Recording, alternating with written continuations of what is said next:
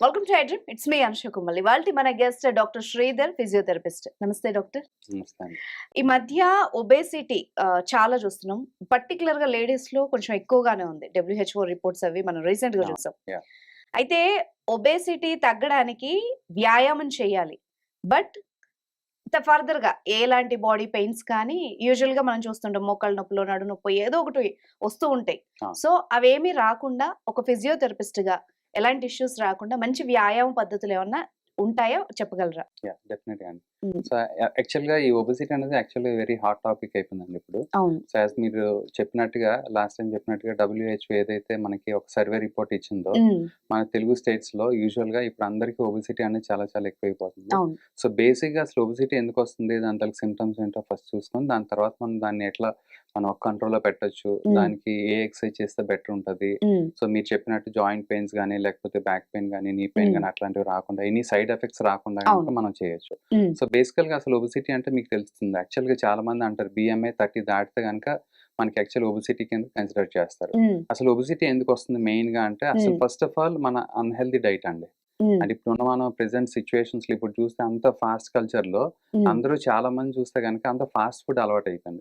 ఇప్పుడు మీరు బయటకి ఎక్కడికి వెళ్ళారనుకోండి, ఒక హెల్దీ ఫుడ్ ఒక స్టోర్ చెప్పండి, ఒక రెస్టారెంట్ చెప్పండి, లేకపోతే ఏదైనా ఒకటి చెప్పాలంటే కష్టం. అదే ఫాస్ట్ ఫుడ్ అనుకోండి, మీకు అడుగున ఒక ఫాస్ట్ ఫుడ్ సెంటర్ కనిపిస్తుంది, ఎక్కడైనా తినొచ్చు. సో మన లాస్ట్ టైం మేము ఒక ట్రిప్కి వెళ్తే అక్కడ ప్రతి చోట చాలా కామన్ గా దొరికింది ఏంటంటే మ్యాగీ. సో మ్యాగీ నూడిల్స్ ఎందుకంటే ఒక 2-3 మినిట్స్ లో అయిపోతుంది. సో అదే దానికి కొంచెం అది ఎన్ని రోజులు తింటాం, యాక్చువల్గా 1 వీక్ అదే తినలేం కదా. ఇప్పుడు ఎక్కడికి వెళ్ళినప్పుడు సడన్ గా తినాలంటే ప్రతిసారి మ్యాగీ తినాలని ఇబ్బంది, అది ఫాస్ట్ ఫుడ్. సో అది మనకు సరిగా జీర్ణం అవుతుంది, లేకపోతే ఇంకొక సైడ్ ఎఫెక్ట్స్ వస్తూ ఉంటాయి. ఒక హెల్దీ ఫుడ్ చూడాలంటే చాలా కష్టం. ఇప్పుడు మనం ఎక్కడికి వెళ్ళినా కూడా హెల్దీ డైట్ ఒక మనకు సలాడ్ కావాలన్నా కష్టం, ఏదో సబ్వేలో అట్లా. సో మనకు ఒక రకమైన హెల్దీ ఫుడ్ దొరకంటే కష్టం. అదే ఫాస్ట్ ఫుడ్ అనుకోండి, ఇట్లా మనకు ఒక ఎవ్రీ ఒక అడుగున మనకు ఫాస్ట్ ఫుడ్స్ ఉంటాయి. సో మనకి ఫస్ట్ అన్హెల్దీ డైట్ అనేది మన ఫస్ట్ మెయిన్ రీజన్స్ అండి ఒబెసిటీ. ఇంకోటి అన్నిటికన్నా ఇంపార్టెంట్ ఏంటంటే మన సైకలాజికల్ ఫ్యాక్టర్స్. అంటే మనం ఇప్పుడు వర్క్ లైఫ్ స్టైల్ తీసుకుంటే కనుక చాలా మందికి స్ట్రెస్ ఉంటుంది. ఈ స్ట్రెస్ తో ఆటోమేటిక్ ఏంటంటే కొన్ని హార్మోనల్ ఇంబ్యాలెన్స్ వస్తుంది. ఈ హార్మోనల్ ఇంబ్యాలెన్స్ తో క్రేవింగ్స్ పెరుగుతున్నాయి. ఎస్పెషల్లీ ఈవెన్ ఫీమేల్స్ లో క్రేవింగ్స్ పెరుగుతున్నాయి, మేల్స్ లో క్రేవింగ్స్ పెరుగుతున్నాయి. ఫర్ ఎగ్జాంపుల్ నాకు ఒక రీసెంట్ గా ఒక క్లయింట్ వచ్చారు. సో ఆవిడ చూడడానికి ఫిట్ గా ఉన్నారు, బట్ ఒబీస్ ఉన్నారు. ఓకే, సో రీజన్ ఏంటి అంటే అడిగాను అనమాట, యూజువల్ గా డైట్ ఎట్లా ఉంది ఏంటి ఉంది. ఆమె బ్యాక్ పెయిన్ తో వచ్చారు. సో మనకి ఒబిసిటీ తగ్గకపోతే బ్యాక్ పెయిన్ తగ్గదు. ఈ బ్యాక్ పెయిన్ తగ్గాలంటే ఒబిసిటీ తగ్గాలి. సో ఇది ఎట్లా అంటే మనకి ఓ సైకిల్ లా అనమాట. అది లేకపోతే ఇది లేదు, ఇది లేకపోతే ఇది లేదు అన్నట్టు ఉంటుంది. సో దానికి ఏం చేయాలి, ఫస్ట్ అట్లీస్ట్ కొంచెం ఇప్పుడు నేను బ్యాక్ పెయిన్ తగ్గించేస్తా టెంపరీగా, బట్ తర్వాత రూట్ కాజ్ అయితే తగ్గియాలి కదా. సో ఇప్పుడు నా దగ్గరికి వచ్చిన వెంటనే బ్యాక్ పెయిన్ తగ్గింది, మళ్ళీ ఒక 1 మంత్ తర్వాత వచ్చిందంటే ఓకే తినేం చేశారు అసలు సరిగా లేదు అనుకుంటారు. సో బట్ రూట్ కాజ్ ఏంటి, ఒబిసిటీ. సో ఈ ఒబిసిటీని తగ్గిస్తే గనక అప్పుడు మనకి రిజల్ట్స్ బాగుంటాయి. సో అప్పుడు మనకి బ్యాక్ మీద లోడ్ పడకుండా ఉంటుంది. సో నేను ఒకసారి మొత్తం హిస్టరీ అంతా తీసుకుంటూ ఉంటే తను చెప్పడం ఏంటంటే మార్నింగ్ హెల్త్ డైట్ చెప్పారు, మధ్యాహ్నం హెల్త్ డైట్ చెప్పారు, ఈవినింగ్ హెల్త్ డైట్ చెప్పారు. చాలా బ్రహ్మాండంగా ఉంది. అసలు ఎక్కడ కూడా ఎటువంటి జంక్ గానీ ఏమీ లేదు. రీజన్ ఏంటంటే ఆమెకి స్లీప్ డిజార్డర్ ఉంది. ఓకే, సో ఆటోమేటిక్ గా ఒక 2-3 వరకు ఆమెకి నిద్ర పట్టదు. సో ఎప్పుడైతే 2-3 వరకు నిద్ర పట్టదో వాళ్ళకి ఏమవుతుందంటే, ఎప్పుడైతే స్లీప్ డిప్రైవేషన్ అట్లాంటి డిజార్డర్స్ ఉంటాయి, ఆటోమేటిక్ గా హార్మోనల్ ఇంబ్యాలెన్స్ ఉంటుంది. హార్మోనల్ ఇంబ్యాలెన్స్ వల్ల వాళ్ళకి క్రేవింగ్స్ ఉంటాయి, అంటే mid night cravings, especially sweets, chocolates అట్లాంటివి తినాలని క్రేవింగ్స్ ఉంటాయి. సో అప్పుడు ఏం చేసేవాళ్ళు, ఈవిడ ఫ్రిడ్జ్ లో కంపల్సరీ చూస్తే 1 kg స్వీట్స్, డిఫరెంట్ చాక్లెట్స్ ఉంటాయి. సో ఫ్రిడ్జ్ లోకి వెళ్ళడం, ఓపెన్ చేయడం, ఫ్రిడ్జ్ ఓపెన్ చేసి చాక్లెట్ 12 o'clock 1 o'clock లేకపోతే ఏదైనా స్వీట్ తినడం. ఇప్పుడు మార్నింగ్ చేసిన డైట్ అంతా ఏమైంది, మొత్తం పోయింది. సో ఆటోమేటిక్ గా నైట్ ఏదైతే తింటున్నారో అది ఇంకా ఫుల్ క్యాలరీస్, ప్లస్ నైట్ సరిగ్గా జీర్ణం అవ్వదు. సో ఆటోమేటిక్ ఏమవుతుందంటే మనకి ఫుల్ గా ఒబిసిటీ అయ్యే అవకాశం ఉంటుంది. ప్లస్ స్లీప్ డిప్రైవేషన్ లో మనకి స్ట్రెస్ కూడా పెరుగుతుంది, స్లీప్ సైకిల్ కూడా డిస్టర్బ్ అవుతుంది. సో మనకి యూజువల్ 6 to 8 hours స్లీప్ ఉండాలంటారు, బట్ మీరు 3 o'clock పడుకుంటే మనకి మార్నింగ్ అయ్యేటప్పటికి ఏదో ఒక డిస్టర్బెన్స్ స్టార్ట్ అవుతది. యూజువల్‌గా ఎప్పుడైనా చూడండి మీరు ఎర్లీ మార్నింగ్ ఒక 3కో ఎంతకో పడుకుంటే ఎంత 3, 4కి పడుకున్నా కూడా మీరు మాక్సిమం ఒక 9 లేకపోతే 10 మాక్సిమం 11 వరకు లేచిపోతారు. అవును. అది కూడా డిస్టర్బ్డ్ స్లీప్ ఉంటది. అంటే అవును. మనకి సౌండ్ స్లీప్ లాగా మనం 10కో, 11కో హ్మ్. పడుకున్నంతగా హ్మ్. మనం 3కో, 4కో పడుకుంటే ఉండదు. హ్మ్. సో అప్పుడేమవుతుందంటే స్లీప్ డిప్రివేషన్ అవుతుంది. So okay. ఎప్పుడైతే స్లీప్ డిప్రివేషన్ వస్తుందో నెక్స్ట్ డే వర్క్ అనేది చాలా హెల్తీగా ఉండదు. అవును. సో ఏదో మనం బరువుగా పని చేస్తున్నట్టు ఉంటది. హ్మ్. లేకపోతే రోజంతా చాలా డల్‌గా ఉన్నట్టు ఉంటది. హ్మ్. ఏదో మనకి యాక్చువల్ చెప్పాలంటే మా చిన్నప్పుడు మా ప్రొఫెసర్ ఒకాయన చెప్పేవాళ్ళు. Hmm. Sleep deprivation is nothing but you are drinking 2-3 bottles of full alcohol అని. ఓకే. అంటే అంత బ్రెయిన్ పనిచేయదనమాట. అంత హ్మ్. యాక్టివ్‌గా ఉండదు. హ్మ్. సో ఎప్పుడైతే యాక్టివ్‌గా ఉండదో మనకి పొద్దున్న నుంచి సాయంకాలం వరకు యాక్టివ్‌గా ఉండదు గదా! హ్మ్. ఆటోమేటిక్‌గా బేసల్ మెటబాలిక్ రేట్ కూడా మారిపోతుంది. ఈ హ్మ్. స్లీప్ డిప్రివేషన్ గాని, ఈ ఒబెసిటీ గాని అన్నీ తీరా ఓకే. చూసుకుంటే. సో దీనికి అంతటికి రీజన్ ఏంటి? Unhealthy food. హ్మ్. సో ఈ అన్‌హెల్తీ ఫుడ్‌లో చాలా వరకు మనకి ఒబెసిటీ పెంచే హార్మోన్స్ ఇప్పుడు మనకి ఇప్పుడు మిల్క్ తీసుకోండి. హ్మ్. అసలెక్కడ మనకి ఆర్గానిక్ మిల్క్ దొరుకుతుందో తెలీదు. అవును. సో అన్నిటికి వాళ్ళు స్టెరాయిడ్స్ అని ఏస్తున్నారు. ఇప్పుడు మన చికెన్ తీసుకొని అన్నిటికి స్టెరాయిడ్స్ ఏస్తున్నారు. మీరు చాలా మంది చెప్తా ఉంటారు. చాలా హ్మ్. మంది ఛానెల్స్ కూడా చెప్తున్నారు. హ్మ్. మనకి చికెన్ బయట తినొద్దు. లేపోతే ఈ మిల్క్ ఎక్కువ తాగొద్దు. ఇప్పుడు ఎస్పెషల్లీ చెప్పాలంటే ఇంకో నొటేషన్ వచ్చిందేంటంటే హ్మ్. ఇప్పుడున్న కిడ్స్‌కి హ్మ్. మిల్క్ అసలు తాగిపియొద్దు అని. అవును. సో దానివల్ల ఏమవుతుందంటే హార్మోనల్ ప్రాబ్లమ్స్ వచ్చి తొందరగా మెచ్యురేషన్ వస్తుంది వాళ్ళకి. అవును. మీరు చూస్తే గనక అందుకే వేగాన్ అయిపోతున్నారు అవును. అందరూ. ఆ! హ్మ్. అందుకని చిన్నప్పుడు దాదాపుగా కిడ్స్ అంటే ఎస్పెషల్లీ హ్మ్. ఫీమేల్స్ మెచ్యూరిటీ అనేది ఒక 13, 14 ఇయర్స్‌కి అవును. వచ్చేది. ఇప్పుడు 9 ఇయర్స్‌కి, 10 ఇయర్స్‌కి వచ్చేస్తుంది. సో అవును. రీజన్ ఏంటి అంటే ఈ అడల్టరేషన్ ఆఫ్ ఫుడ్ అని చెప్తున్నారు హ్మ్. చాలామంది. సో ఈ అన్‌హెల్తీ డైట్ చాలా ఇంపార్టెంట్ అండి. హ్మ్. దీన్ని మనం తగ్గించుకోవాలి. At the same time stress. హ్మ్. ఇంకోటి ఎన్విరాన్మెంటల్ ఫ్యాక్టర్స్. హ్మ్. అంటే మన చుట్టూతా ఉండే ఫ్యాక్టర్స్ ఏవైతే ఉంటాయో అవి ఒబెసిటీ కాజ్ చేసే అవకాశాలు కూడా ఉంటాయి. హ్మ్. ఇప్పుడు ఫర్ ఎగ్జాంపుల్ నేను సెడెంటరీ లైఫ్ స్టైల్ అంటే నా జాబ్ సెడెంటరీ అంటే ఒక చైర్‌లో కూర్చొని నేను డెస్క్‌టాప్ చేస్తున్నాను అనుకోండి. హ్మ్. సో వాట్ ఐ డూ అదంతా సెడెంటరీ లైఫ్ స్టైల్. ఆటోమేటిక్‌గా మన వర్క్ స్టైల్ ఫర్ హ్మ్. ఎగ్జాంపుల్ మాక్సిమం స్టార్ట్ అయ్యేది ఎప్పటి నుంచి మార్నింగ్ 6, 7 నుంచి స్టార్ట్ అవుతుంది. హ్మ్. నైట్ ఒక 10 వరకు ముగుస్తుందనుకోండి. హ్మ్. సో దీనిలో మాక్సిమం యాక్టివిటీ ఎక్కువుండేదేంటి? ఎంత టైం? ఆటోమేటిక్‌గా 9 నుంచి ఈవినింగ్ 6 వరకు అవును. జనరల్‌గా. హ్మ్. సో ఈ 9-6 వరకే మనకు సెడెంటరీ లైఫ్ స్టైల్ ఉందనుకోండి. హ్మ్. ఆటోమేటిక్‌గా ఏమవుతుందంటే మన డైజెషన్ సిస్టమ్ కూడా స్లో అవుతుంది. హ్మ్. ప్రతి ఒక్క మజిల్ యాక్టివిటీ స్లో అవుతుంది. ప్రతి హ్మ్. ఒక్క జాయింట్ యాక్టివిటీ స్లో అవుతుంది. హ్మ్. ఆటోమేటిక్ హార్మోనల్ ఇంబాలెన్స్ కూడా నెమ్మదిగా స్టార్ట్ అవుతుంది. సో వీటి మూలాన ఆటోమేటిక్‌గా ఏమవుతుంది? ఒబెసిటీ స్టార్ట్ అవుతుంది. హ్మ్. సో ఎన్విరాన్మెంటల్ ఫ్యాక్టర్స్ కూడా ఒకటి. సో హ్మ్. ఎన్విరాన్మెంటల్ ఫ్యాక్టర్స్‌ని కూడా మనం అందుకనే ఇప్పుడు ఎక్కువ సేపు కూర్చొని డెస్క్‌టాప్ జాబ్ చేసేటోళ్ళకి మేమైతే స్పెషల్‌గా రికమెండ్ చేసేదేంటంటే no matter what hmm. You have to stand at least after every half an hour అని చెప్తాం. హ్మ్. జస్ట్ నించోండి అని చెప్తాం అట్‌లీస్ట్. హ్మ్. ఒకవేళ నడిచొస్తే అది వెల్ అండ్ గుడ్. హ్మ్. కొంతమంది ఏమంటారంటే మేము మీటింగ్‌లో ఉన్నాం. మేము మళ్ళీ నడిచి రావడం అంటే చాలా కష్టం అవుతుంది. హ్మ్. సో అందుకని ఏం చేస్తామంటే అట్‌లీస్ట్ మీరు నించోండి. సో ఆ పోస్చర్‌ని బ్రేక్ చేయండి అని చెప్తాం. ఓకే.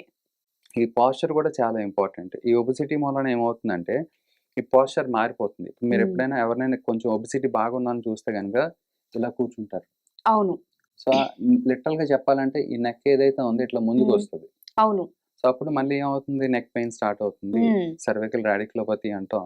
హ్మ్. అదే బ్యాక్ పెయిన్ ఉన్నోళ్ళకి సయాటికా అంటాం. హ్మ్. ఇట్లాంటి ప్రాబ్లమ్స్ స్టార్ట్ అవుతాయి. యాస్ యూజువల్‌గా మీరన్నట్టు జాయింట్ పెయిన్స్ ఎట్లాగో వస్తాయి. హ్మ్. ఓకే. సో ఈ హార్మోన్ ప్రభావం రావచ్చు. లేకపోతే వెయిట్ పెరగటం మూలాన కూడా జాయింట్స్ మీద ఎక్కువ లోడ్ పడడం మూలాన మజిల్స్ స్ట్రెయిన్ అవ్వటము, హ్మ్. జాయింట్స్ స్ట్రెయిన్ అవ్వడం కూడా జరుగుతుంది.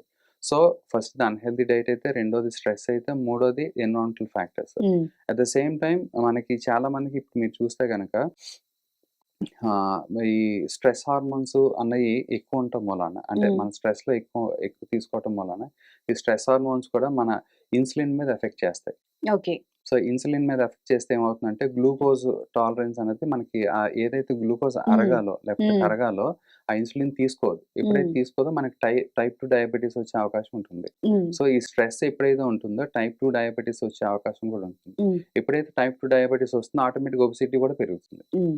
సో, ఇది కూడా వన్ ఆఫ్ ది రీజన్స్. హ్మ్. సో, అందుకనే మనకి unhealthy diet, environmental factors, stress and plus at the same time sedentary life style హ్మ్. ఇవన్నీ చూసుకోవడం వలన ఈ ఒబెసిటీ పెరుగుతుందండి. అవును. సో, ఇవన్నీ మనం అరికట్టుకుంటే హ్మ్. దాదాపుగా ఒబెసిటీని తగ్గించొచ్చు. ఓకే. సో, ఇప్పుడు మనం సిమ్టమ్స్‌కెళ్తే గనుక ఒబెసిటీతో మనకి చాలామంది అంటారు ఒబెసిటీలో సిమ్టమ్స్ ఏముంటాయా అని. హ్మ్. సో, బట్ అవును. ఒబెసిటీలో సిమ్టమ్స్ డెఫినిట్‌గా ఉంటాయండి. హ్మ్. ఫస్ట్ ఆఫ్ ఆల్ మనం ఏదైనా వర్క్ చేస్తా ఉంటే ఫెటీగ్ వచ్చేస్తది.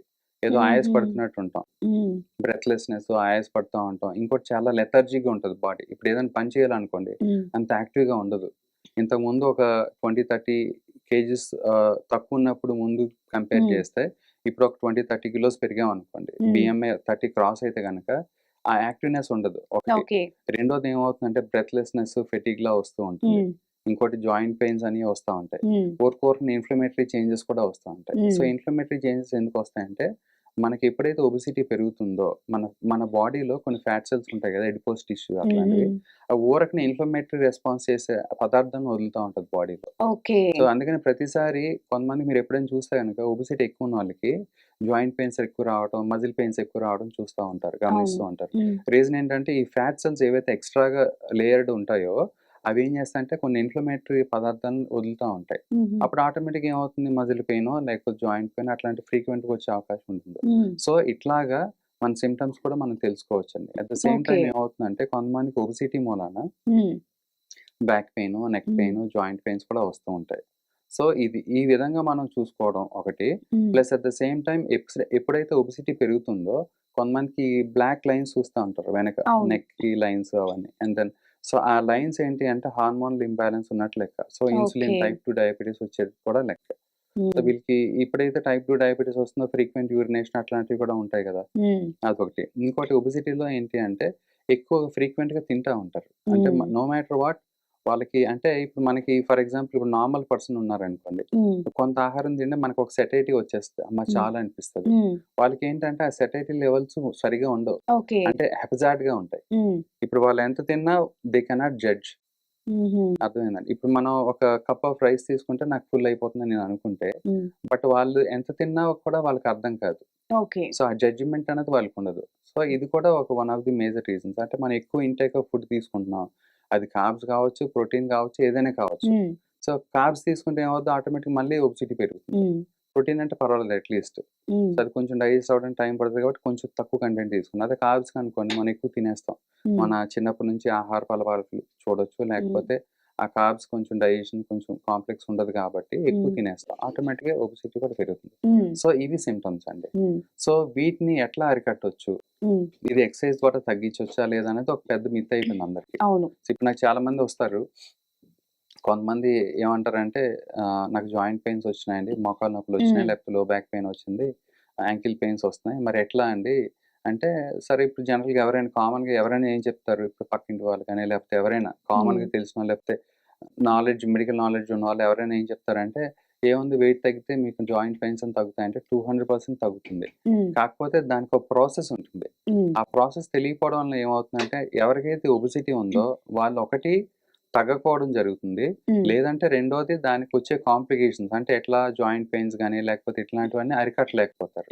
సో, ఆ మధ్యలో ఉండిపోతారనమాట. ఆ మధ్యలో ఉండిపోవడానికి రీజన్ ఏంటంటే గైడెన్స్ లేక. అవును. సో, ఇప్పుడు డైరెక్ట్‌గా ఒబీస్‌గా ఉన్నోళ్ళు డైరెక్ట్‌గా జిమ్‌కెళ్ళలేరు. అవును. సో, ఏమవుతుంది జిమ్‌లో ఎళ్తే గనక మీరు చూస్తే గనక ఆల్రెడీ ఎంతో కొంత జాయింట్ పెయిన్సో లేకపోతే ఏదో ఉంటే మళ్ళీ గనక పెయిన్స్ ఎక్కువవుతాయి. అది ఎగ్జాక్ట్‌లీ. మధ్యలో ఆపేసే అవకాశం అవకాశం కూడా ఉంటుంది. ఉంటుంది. ఎగ్జాక్ట్‌లీ. సో, మళ్ళీ ఏం చేస్తారు మళ్ళీ going back to sedentary life style. అవును. సో, ఒకటి సెడెంటరీ లైఫ్ స్టైల్ ఒకటే వచ్చేస్తుంది. ఇంకోటి పెయిన్స్ ఉన్నాయని ఇంకా స్ట్రెస్ పెరుగుతా ఉంటది. ఈ స్ట్రెస్ పెరగడం వల్ల ఇంకా ఫుడ్ హ్యాబిట్స్ అన్ని మారిపోతాయి. అండ్ ఫుడ్ డైట్ గాని అవన్నీ మనం ఎంత తీసుకున్నా కూడా అది సరిగ్గా తీసుకోలేరు. సో, ఆటోమేటిక్‌గా ఈ ఫుడ్ క్రేవింగ్స్ నేను చెప్పినట్టు అవి కూడా పెరిగిపోతాయి. సో, అందుకని ఇది ఒక రకమైన ఎక్స్‌ట్రా యాడింగ్ స్ట్రెస్. నేను చేద్దాం అనుకుంటా కానీ నా బాడీ సహకరించదు. సహకరించట్లేదు. సో, దానికి కూడా ప్రాపర్ గైడెన్స్ కావాలి. దీనికి మేమేం చేస్తామంటే యూజువల్‌గా ఎవరికైనా బ్యాక్ పెయిన్ గాని, లేకపోతే జాయింట్ పెయిన్స్, నీ పెయిన్స్ గాని, యాంకిల్ పెయిన్స్ వస్తే గనక ఫస్ట్ ఆఫ్ ఆల్ మీకెక్కడ లాక్యునాస్ ఉన్నాయి, అంటే మనకెక్కడ ప్రాబ్లమ్స్ ఉన్నాయో ఐడెంటిఫై చేసి వాటిని ఫస్ట్ పెయిన్ లేకుండా చేస్తాం. ఓకే. ఆ పెయిన్ లేకుండా చేసే దానిలో మెయిన్‌గా ఏంటంటే ఫస్ట్ పెయిన్ ఉందనుకోండి, పెయిన్ మేనేజ్‌మెంట్ చేస్తాం. దాని తర్వాత యూజువల్‌గా ఒబెసిటీలో ఏమవుతుందంటే మజిల్ స్ట్రెంత్ తగ్గుతుంది. బేసల్ మెటబాలిక్ రేట్ తగ్గిపోతుంది. ఎప్పుడైతే మజిల్ స్ట్రెంత్ తగ్గిపోతుందో వాళ్ళకి ఆస్టియోపోరోసిస్ కూడా వస్తుంది. అవును. సో, ఇవన్నీ ప్రాబ్లమ్స్ ఒక్కొక్కటి చైన్‌లా అంటే లింక్‌లా అన్నమాట. సో, ఎప్పుడైతే ఇప్పుడు మీరు చాలా మంది యంగ్ జనరేషన్స్ చూస్తే అరౌండ్ లైక్ 25-30 ఇయర్స్ చూస్తే, ఇప్పుడు నేను చాలా మంది చూస్తున్నాను ఆస్టియోపోరోసిస్ అనేది వచ్చేస్తుంది. ఆస్టియోపోరోసిస్ అనేది యూజువల్‌గా మనం ప్రీవియస్‌గా చూస్తే గనక ఒక 50 ఇయర్స్‌కో, అవును. 60 ఏజ్ ఇయర్స్‌కో వాళ్ళకి. వచ్చేది. ఇప్పుడు ఏంటి వీళ్ళకి చిన్న దెబ్బకు కూడా విరిగే ప్రమాదం ఎక్కువగా ఉండి డెఫినెట్ గా ఉంటుంది. భయానికి కూడా వెళ్ళరు. వెళ్ళరు. వ్యాయామం చేయరు. అది పెద్దవాళ్ళు. హ్మ్. బట్ ఇప్పుడు యంగ్ జనరేషన్ లో కూడా ఆస్టియోపోరోసిస్ వచ్చేస్తుంది. హ్మ్. ఎందుకంటే బికాస్ ఆఫ్ ఒబిసిటీ. ఓకే. ఈ ఒబిసిటీ వల్ల ఏమవుతుంది, మజిల్ స్ట్రెంత్ తగ్గుతుంది. ఎప్పుడైతే మజిల్ స్ట్రెంత్ తగ్గుతుందో ఆటోమేటిక్ గా ఆస్టియోపోరోసిస్ పెరుగుతుంది. సో మనకి తెలియకుండానే ఏదో ఒక టెస్టో ఏదో ఒకటి చేసుకుంటూ ఉంటే ఆస్టియోపీనియా, ఆస్టియోపోరోసిస్ వస్తుంది. సో మళ్ళీ దానికి మళ్ళీ ఒక స్ట్రెస్. అదే అవును. మళ్ళీ దీనికి ఆస్టియోపోరోసిస్ వచ్చేసింది, లేకపోతే ఆస్టియోపీనియా వచ్చేసింది. మళ్ళీ దీన్ని ఎట్లా తగ్గించాలి, లేకపోతే ఎట్లా మనం క్రమబద్ధీకరించాలి అదొక డౌట్. హ్మ్. సో మళ్ళీ అదేం చేయాలో తెలీదు. హ్మ్. సో అందుకని వీటన్నిటికీ బేసిక్ ప్రాసెస్ ఒకటేనండి. హ్మ్. ఫస్ట్ పెయిన్ మేనేజ్మెంట్ తగ్గించుకోవటం. ఓకే. దాని తర్వాత మజిల్ స్ట్రెంత్ పెంచామనుకోండి, హ్మ్. ఆటోమేటిక్‌గా ఏమవుతుందంటే ఆ జాయింట్ కొంచెం లోడ్ తీసుకునే కెపాసిటీ పెరుగుతది. హ్మ్.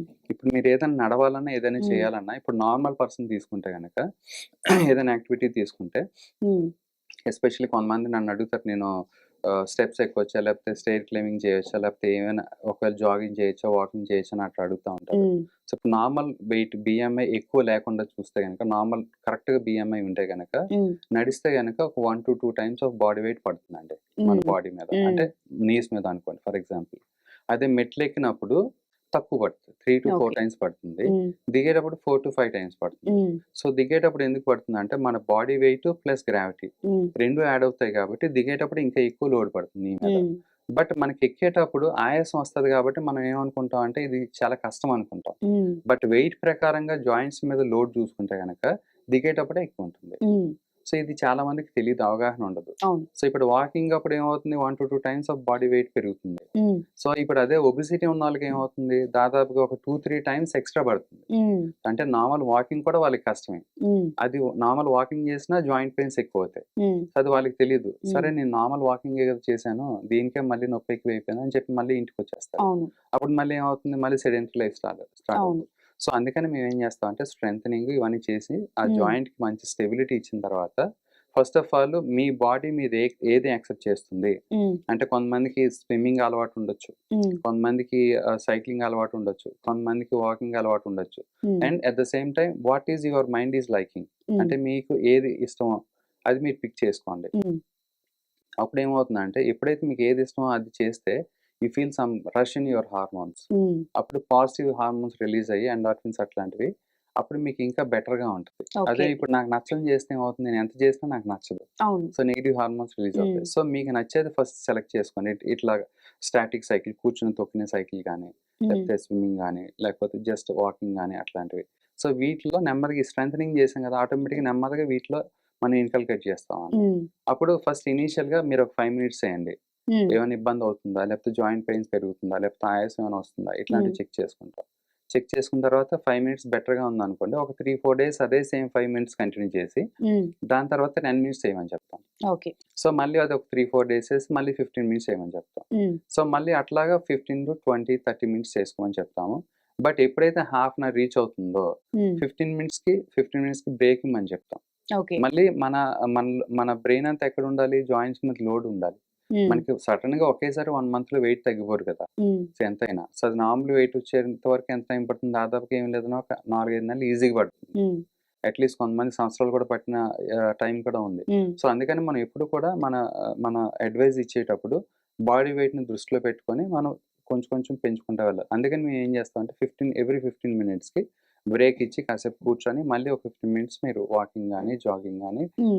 నాట్ జాగింగ్, వాకింగ్ గాని, స్విమ్మింగ్ గాని, సైక్లింగ్ గాని, స్టాటిక్ సైకిల్ గాని ఏదైనా చేసుకోమని చెప్తాం. హ్మ్. సో ఆ విధంగా మనం జాయింట్స్ మీద లోడ్ లేకుండా, జాయింట్స్ మీద ఇన్‌ఫ్లమేషన్ లేకుండా, మళ్ళీ పెయిన్స్ రిక్రియేట్ చేయకుండా, హ్మ్. పెయిన్స్ ప్రివెంట్ చేస్తూ నెమ్మదిగా యాక్టివిటీలోకి స్టార్ట్ చేస్తాం. హ్మ్. సో దాని తర్వాత కొంచెం వెయిట్ బెటర్ అయిన తర్వాత అట్‌లీస్ట్ ఒక 25% ఆర్ 30% వెయిట్ తగ్గిన తర్వాత జనరల్‌గా కొంచెం ఇంటెన్సిటీ ఆఫ్ ఎక్సర్‌సైజ్ పెంచుతాం. హ్మ్. ఎప్పుడైతే ఇంటెన్సిటీ ఆఫ్ ఎక్సర్‌సైజ్ పెంచుతామో ఆటోమేటిక్‌గా క్యాలరీ బర్నింగ్ ఎక్కువ పెరుగుతుంది. ఎప్పుడైతే మజిల్ స్ట్రెంథెనింగ్ పెరుగుతుందో ఆటోమేటిక్‌గా ఆస్టియోపీనియా గాని, ఆస్టియోపోరోసిస్ గాని తగ్గుతుంది. హ్మ్. సో వీటిలో ఎప్పుడైతే మనం స్ట్రెంథెనింగ్ ఎక్సర్‌సైజ్ స్టార్ట్ చేస్తామో హ్మ్. బేసల్ మెటబాలిక్ రేట్ కూడా పెరుగుతుంది. హ్మ్. అంటే మనం కూర్చున్నా కూడా మన బాడీ మెటబాలిజం అనేది పెరుగుతది. హ్మ్. అది ఇంతకుముందు చాలా తక్కువుంది వాళ్ళకి. ఎందుకు ఒబెసిటీ మూలాన. సో హ్మ్. ఎక్కువ పని చేయటం మూలాన ఆటోమేటిక్‌గా బేసల్ మెటబాలిక్ రేట్ తగ్గుతుంది. ఒబెసిటీ ఇప్పుడు ఎప్పుడైతే వెయిట్ తగ్గుతుందో ఆటోమేటిక్ BMR కూడా పెరుగుతుంది. ఓకే. ఎప్పుడైతే BMR పెరుగుతుందో క్యాలరీ బర్నింగ్ కూడా ఎక్కువుంటుంది. హ్మ్. సో ఆటోమేటిక్‌గా మీరు రెస్ట్‌లో ఉన్నా కూడా క్యాలరీస్ బర్న్ అవుతూ ఉంటాయి కదా! దట్ విల్ హెల్ప్ అన్నమాట. So okay. అందుకనే స్ట్రెంథెనింగ్ ఎక్సర్‌సైజ్ చాలా చాలా important. At the same time aerobic exercise కూడా ఇంక్లూడ్ చేస్తాం. అంటే బోత్ అంటే strengthening exercise important. Okay. At the same time aerobic exercise కూడా ఇంపార్టెంట్. ఏరోబిక్ ఎక్సర్సైజ్ ఏంటి అంటే మెయిన్‌గా క్యాలరీస్ బర్నింగ్ మీద ఉంటది. బట్ ఎప్పుడైతే స్ట్రెంథెనింగ్ వదిలేసామో ఆటోమేటిక్‌గా మజిల్ స్ట్రెంత్ మీద కాన్సంట్రేట్ చేయకపోతే ఒత్తి క్యాలరీ బర్న్ అయ్యి మనకి ఆస్టియోపోరోసిస్ ఏదైతే ఉందో దాన్ని మనం అడ్రెస్ చేయకుండా అయిపోతుంది. ఓకే. సో అందుకనే స్ట్రెంథెనింగ్ కూడా యాడ్ చేసుకుంటే మనం ఆస్టియోపోరోసిస్‌ని అడ్రెస్ చేయొచ్చు. At the same time muscle strengthening చేయొచ్చు. అట్ ద సేమ్ టైమ్ మనకి జాయింట్ స్టెబిలిటీ అన్నీ పెరుగుతాయి. Plus at the same time aerobic చేస్తే క్యాలరీస్ కూడా బర్న్ అవుతాయి. సో ఈ 2 కంబైన్ చేసి ఫ్యూజన్ చేస్తే మనకి బెటర్ రిజల్ట్స్ ఉంటాయి. అట్ ద సేమ్ టైమ్ అల్టిమేట్‌గా నేను చెప్పినట్టు last time unhealthy food diet అన్నా కదా! దాన్ని కూడా మనం ప్రాపర్ డైట్ తీసుకోమని చెప్తాము. ఆ డైట్ తీసుకోమని చెప్పిన తర్వాత వాళ్ళు దే కెన్ ఎవరినైనా న్యూట్రిషనిస్ట్ గాని లేకపోతే ఎవరైనా వాళ్ళని అప్రోచ్ అయితే గనుక వాళ్ళు ప్రాపర్ డైట్ ఇస్తే this will add up for decreasing more obesity అన్నమాట. సో ఈ విధంగా మనం అన్ని మా తరపు నుంచి ఇట్లాంటి హెల్ప్ ఉంటుందండి. Okay doctor. ఇప్పుడు మీరు చెప్పినట్టుగా ఏదో ఒకటి చేసేయడం కాకుండా ఒక ప్రాపర్ గైడెన్స్ ఇప్పుడు మీరు ప్రాసెస్. చెప్పినట్టుగా యాహ్! ప్రాసెస్‌లో వెళ్తే బెటర్ రిజల్ట్స్ ఉంటాయి. అవును. Thank you very much. Thank you అండి.